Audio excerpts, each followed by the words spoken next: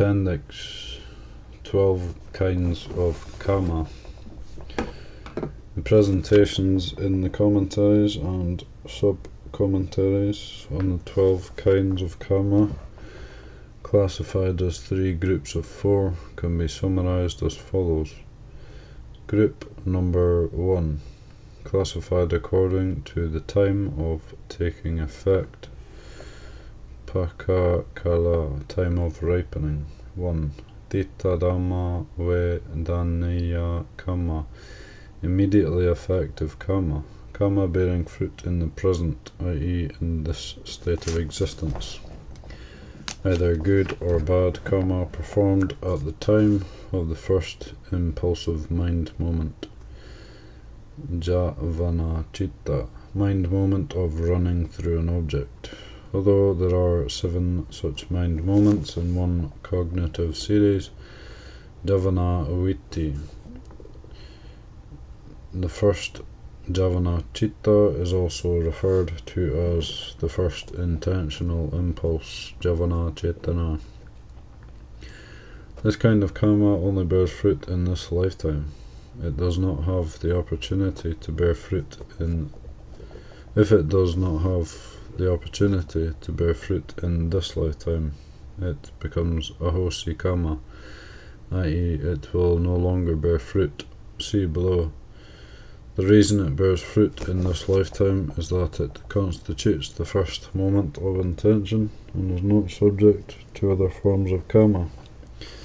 It manifests as initial volitional activity, exerting a unique influence. Despite its influence, it bears no fruit beyond this lifetime, because it is not habitually repeated, and thus its effects are minor or negligible. This is compared to a hunter who sees a deer, grabs an arrow, and immediately shoots. If he strikes the target, the deer falls on the spot, but if he misses, the deer escapes. 2. Upaja Vedaniya Kamma, Kamma bearing fruit in the next lifetime, i.e. the next state of existence, either good or bad Kamma performed at the time of the moment of the final impulsive mind moment, Javana Chitta, i.e. at the 7th mind moment in one cognitive series. This final Javana Chitta is also referred to as the 7th intentional impulse. This kind of Kamma only bears fruit in the next lifetime. It does not have the opportunity to bear fruit in the next lifetime. If it does not have opportunity to bear fruit in the next time, it becomes ahosi Kamma. The reason it bears fruit in the next lifetime is that it comprises the final moment of intention. It fulfills one's inclinations, and it inherits the habitual repetition from previous moments of intention. At the same time, however, its power is limited, because it is the mind moment at which the cognitive series Javana Vitti comes to an end. 3. Apara Pariya Vedaniya Kamma, indefinitely effective Kamma, Kamma bearing fruit in subsequent states of existence, either good or bad Kamma performed during the 5 intermediate impulsive mind moments, Javana Chitta, i.e. between the 2nd and the 6th impulsive mind moment, or intentional impulse. In one cognitive series, this kind of Kamma bears fruit continually in the future, beyond the next lifetime, i.e. it bears fruit whenever there is an opportunity. As long as one remains in the round of rebirth, samsara. It does not become ahosi Kamma. It is compared to a hound chasing a deer. Whenever it catches up with the deer, it clamps its teeth on it. For ahosi Kamma, Kamma ceasing to bear fruit, either good or bad Kamma that has no opportunity to bear fruit during the time when it had the potential to bear fruit. When this time has passed by, it no longer bears fruit. The term ahosi Kamma was originally used in Pali to denote previously performed Kamma, rather than karma ceasing to bear fruit, or karma having already borne fruit. The commentators, however, use it with the specific meaning of existing karma devoid of fruit, vipaka. Group number 2, classified according to function, kicca, in respect to fruition. 5. Janaka karma, productive karma, karma leading to birth, either good or bad karma, i.e. intention, causing the birth of the aggregates, khandha, which constitute the fruit of action, vipaka, both at the moment of conception, patisandhi, and during the entire course of one's life, vipatikala. 6. Baka karma, supportive karma, karma associated with productive karma, janaka karma, that is unable to bear fruit on its own, but supports or consolidates productive karma, causing the happiness and unhappiness arising within the aggregates to exist for a long time. 7. Upapilaka karma, obstructive karma, karma opposed to productive karma, janaka karma, which acts to obstruct the fruit of both productive karma and supportive karma, upatambaka karma, causing the happiness and unhappiness arising within the aggregates to exist for a short time. 8. Upagataka karma, destructive karma, potent obstructive karma that severs the power of less potent forms of karma, supplanting or overriding them. An example is the parricide by Ajatasattu, which nullified his wholesome deeds. Group number 3, classified according to order of strength in bearing fruit, pakadana pariyana yaya. 9. Garuka karma, weighty karma, karma with exceptionally powerful effects. On the positive side, this refers to the 8 concentrative attainments, samapatti. On the negative side, it refers to the 5 heinous deeds, anantariya karma, example, matricide. It tends to bear fruit first and override other forms of karma, similar to a large reservoir overflowing its banks and flooding smaller bodies of water. 10. Bahula karma, or achinna karma, habitual karma, either good or bad karma performed frequently and made habitual, example, constant moral or immoral behavior. Whichever karma has been performed repeatedly and possesses more power bears fruit first. This is similar to 2 wrestlers, whichever one is stronger and more proficient wins. In the case that no weighty karma exists, habitual karma bears fruit. 11. Asana karma, proximate karma, death threshold karma, the karma that one performs or remembers immediately before one dies, and that has recently made an impression on one's mind. If the 2 aforementioned kinds of karma do not exist, then this proximate karma bears fruit. Note, however, that the Buddhadhamma Vini states that proximate karma bears fruit before habitual karma, achinna karma. This is similar to a pen crowded with cows. When the cowherd opens the gate, the cow closest to the gate exits, even if it is old and frail. 12. Katata karma, or katata vapana karma, causal act, reserve karma.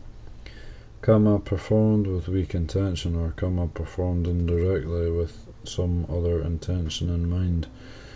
This is a mild form of karma. It is similar to an arrow shot by a madman.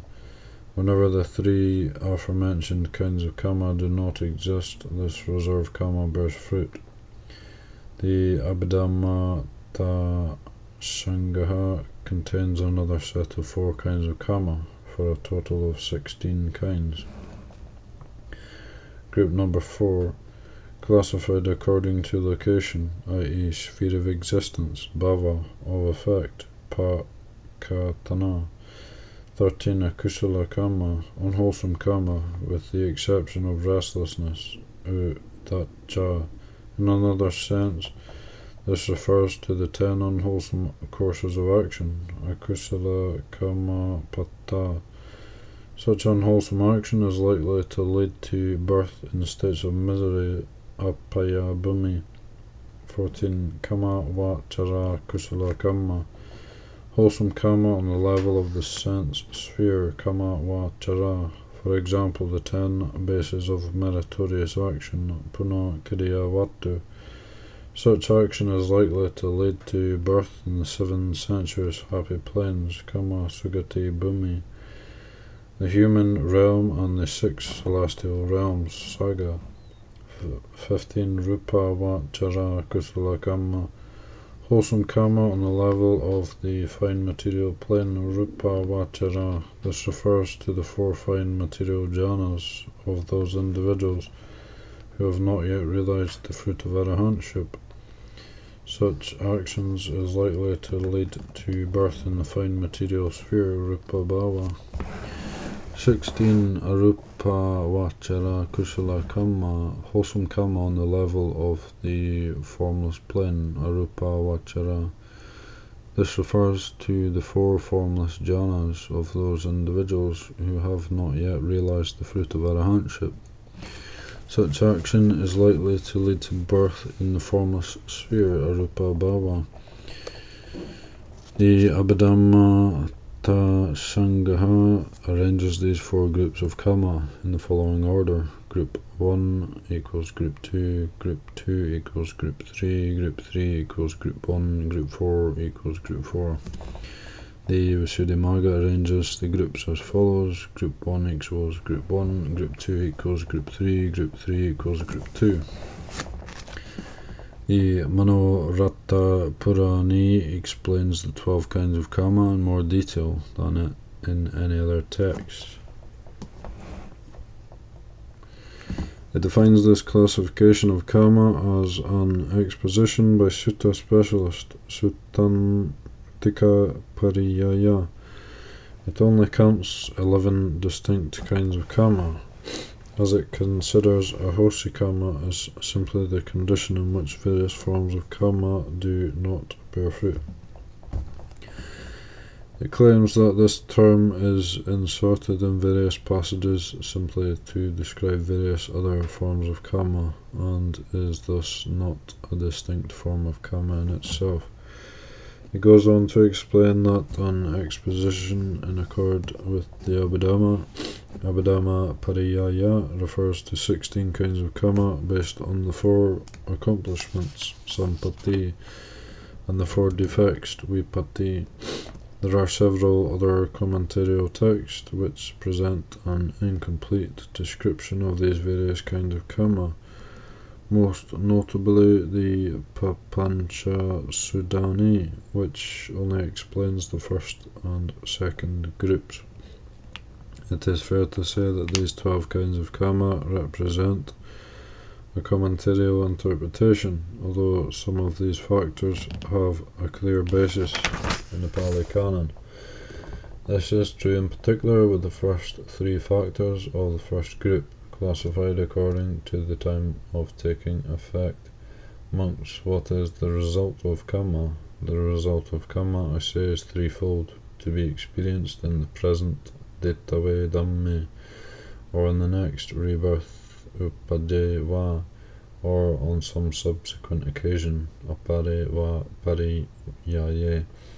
Monks, there are these 3 causes for the origination of kamma. What 3? Greed, hatred, delusion.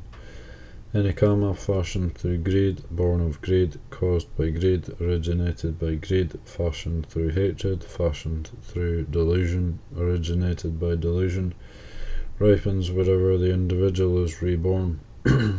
Wherever that Kamma ripens, it is there that one experiences its results, either in the present or in the next rebirth or on some subsequent occasion. Commentary to these sutta passages is precisely the Manoratta Purani, which presents the most detailed description of the 12 kinds of Kamma as cited above. In the Mahakamma Vibhangaha Sutta, the Buddha divides people into 4 kinds related to the fruition of Kamma as follows.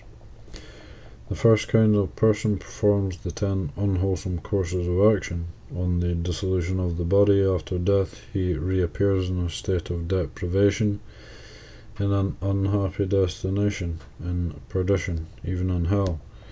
This is because earlier he did an evil action to be experienced as painful, or later he did an evil action to be experienced as painful, or at the time of death he maintained acute wrong view. Since he has performed the 10 unwholesome courses of action, he will experience the result of that either here and now, Buddhadhamma, or in his next rebirth, Appendix, or in some subsequent existence, Appendix.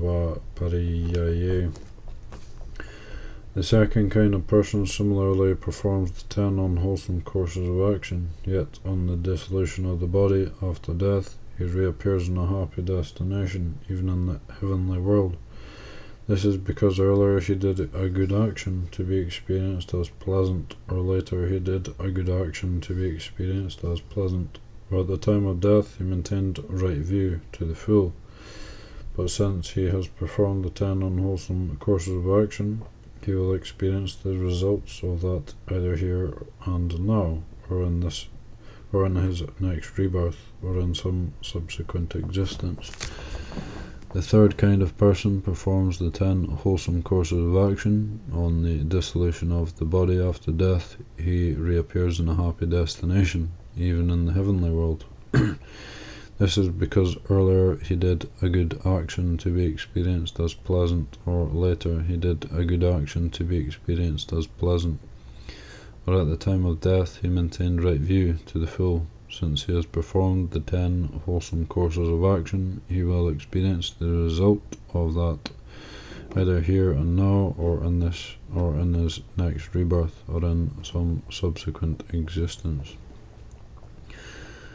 The fourth kind of person similarly performs the 10 wholesome courses of action, yet on the dissolution of the body after death he reappears in a state of deprivation, in an unhappy destination, in perdition, even in hell. This is because earlier he did an evil action to be experienced as painful, or later he did an evil action to be experienced as painful, or at the time of death he maintained acute wrong view. But since he has performed the 10 wholesome courses of action, he will experience the result of that either here and now, or in his next rebirth, or in some subsequent existence. The commentators explain this passage by using the terms Buddhadhamma Vedanaya, Appaja Vedanaya, and Aparapariya Vedaniya. Furthermore, one is able here to see the suggestion or source of the concept of asanya Kamma, actions performed or reflected upon immediately before death. The Appendix, which recounts the past lives of various disciples, mentions proximate Kamma, asanya Kamma, in numerous passages. One example is the story of an elder who was a hunter in a past life. One day he encountered the Buddha Tissa. Out of faith he offered a handful of grass for the Buddha Tissa to sit on, and consequently his mind was pure and bright. Soon after that he was mauled and killed by a lion. Because of his deeds shortly before death, of meeting the Buddha Tissa, making an offering, and gaining faith, he was born in heaven. These passages reveal that the consideration of actions close to death and the use of the term asanya Kamma in this context was prevalent at the time that this early text was composed. The term Buddhadhamma Vedanaya Kamma is mentioned in several other passages of the Pali Canon, but it is paired with the term Samparaya Vedaniya, bearing fruit in the future, in a group of 10 factors.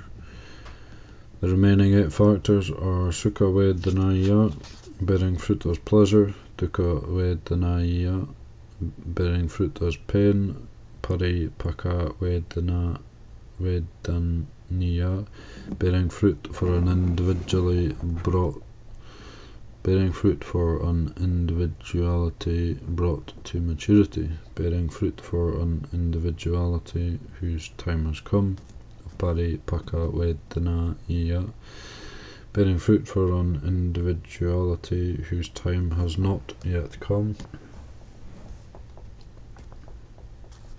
Bahu Vedaniya, bearing abundant fruit, Apa Vedaniya, bearing meager fruit, Vedaniya, necessarily bearing fruit, and Avedaniya, not necessarily bearing fruit. The terms Buddhadhamma Vedaniya Kamma, Upaja Vedaniya Kamma, and Aparapariya Vedaniya Kamma appear clearly in their complete form in the Katawatu, which Venerable Mogali Putatissa Thera composed at the time of the third recitation in about 218 BC, 218 Buddhist era, and 325 BC. The term Ahosi Kamma also appears clearly from early on in the Patisambhidamagga. The commentaries present an additional group of 12 kinds of Kamma. 1. Previously performed action, Ahosi Kamma, with previously existing fruits of action. 2. Previously performed action without any previously existing fruits of action. 3. Previously performed action with the fruits of action presently in existence. 4. Previously performed action with no existing fruits of action. 5. Previously performed action with fruits of action existing in the future. 6. Previously performed action with no fruits of action existing in the future. 7. Existing action with existing fruits of action. 8. Existing action with no existing fruits of action. 9. Existing action with fruits of action existing in the future. 10. Existing action with no fruits of action existing in the future.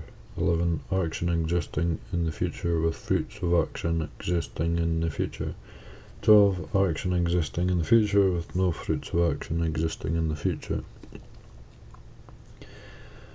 The commentaries explain this group in conformity with the previous group of 12 kinds of Kamma. The gist of this teaching is that there are 6 kinds of Kamma that bear fruit and 6 kinds of Kamma that do not bear fruit. Note how the term Ahosi Kamma here refers to previously performed action. The other terms, example Garuka and Ajinna, were used in the Pali Canon in other contexts. Only in the commentaries were they used to describe distinct kinds of Kamma. And this ends the chapter on the law of Kamma.